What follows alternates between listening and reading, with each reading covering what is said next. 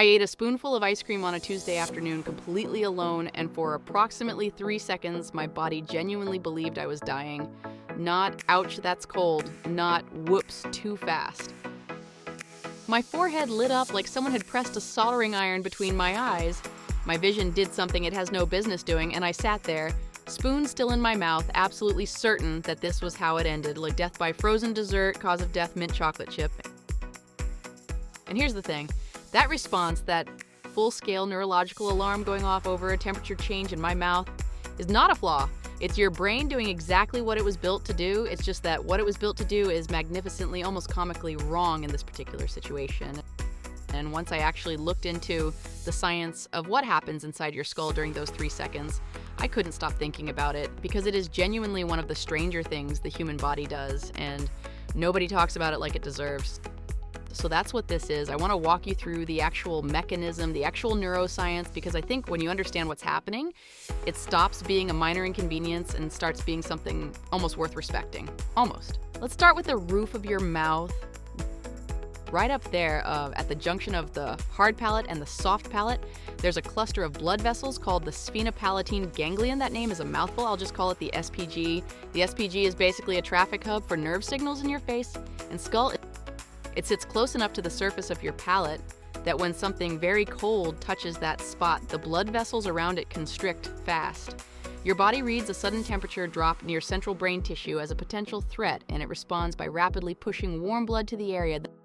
The vessels dilate hard and fast in an attempt to protect and reheat. That rapid dilation is what triggers the pain signal. Not the cold itself, the correction to the cold. Your brain isn't hurting because you ate ice cream. It's hurting because your circulatory system panicked and overcorrected. You are, in a very literal sense, the victim of your own emergency response team. Now, here's where it gets genuinely interesting, and this is the part I kept turning over in my head for days after I first read it. The pain signal fires through the trigeminal nerve, which is the main sensory highway for your face and head. And the trigeminal nerve does something called referred pain. You've probably heard of referred pain in a different context. It's why a heart attack can make your left arm ache. The signal travels a pathway, and the brain, doing its best to localize where the threat is, reads the origin point incorrectly. In the case of brain freeze, the actual trigger is the roof of your mouth, but the trigeminal nerve routes the signal in a way your brain interprets as originating from the forehead. So your forehead has done absolutely nothing wrong. It's completely innocent. It wasn't even involved. But your brain, running a best guess localization on an incoming pain signal, points at your forehead like a detective who got the address wrong and still kicks in the door with full confidence. That's the crime scene part that I can't get past. The evidence gets misread, the wrong location gets blamed. The suspect walks free, and it's a blood vessel response in your soft palate that your brain will never once correctly identify on its own. And if you're wondering why you've probably been told to press your tongue to the roof of your mouth to stop brain freeze, now you know why that works. You're manually applying warmth to the exact spot where the vessel response is happening. You're giving your SPG a warm compress. You're not treating the forehead, you're treating the actual source, and your brain, which was confidently pointing the wrong direction this whole time, quietly stands down. Here's the rehook, because I want to make sure you stay with me for this next part, because this is where it stops being a party trick and becomes something that actual researchers found genuinely useful. In 2012, a team studying migraine headaches used brain freeze as a controlled research tool on purpose. They needed a way to reliably trigger a vascular headache in a lab setting without causing harm, and brain freeze turned out to be remarkably useful for that because it produces a real measurable vascular response in the head, one that closely mirrors what happens during certain types of migraines.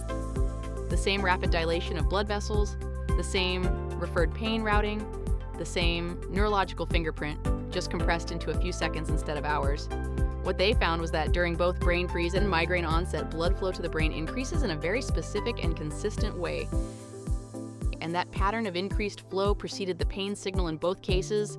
The vessels changed first, the pain came second. That matters because migraine treatment has historically been aimed at the pain itself, the downstream effect, rather than the vascular trigger upstream. The brain freeze research helped make the case that if you could intervene at the vessel level early enough, you might be able to short-circuit the migraine before the pain had anything to root through. Some of the newer preventative approaches in migraine therapy are built on exactly that principle. So the next time someone dismisses brain freeze as a trivial annoyance, you can tell them it contributed in a small but real way to how researchers think about one of the most debilitating pain conditions on the planet. And I'll be honest about the deeper thing here because I think it's worth saying out loud. When I first went looking into brain freeze, I was looking for a fun fact, something to explain the weirdness of those 3 seconds. What I actually found was something that made me uncomfortable in a specific way, which is this. My body is confidently wrong about things constantly, and I have no direct access to the error. The forehead blaming isn't a bug I can feel around the edges. From the inside, it feels certain. It feels like the forehead is the problem. The brain presents its misread as the truth, and I have no counter evidence. And I don't know what to do with that exactly, except to find it interesting. There are probably other places where the signal routes correctly, but the cause gets misidentified, and I just never find out because I don't happen to go looking. Brain freeze is one of the rare cases where the misattribution is obvious enough to study and common enough that we have data on it. Most misfires aren't that visible. What I take from all of it is simpler than the science. Your discomfort is real. The interpretation your brain offers you about the source of that discomfort is its best guess, and best guesses are not the same as the truth. Press your tongue to the roof of your mouth. Warm the actual source. Don't spend 3 minutes treating the forehead. That's the lesson. I left a link in the description to the 2012 study if you want to read the original research yourself. It's worth an hour of your time.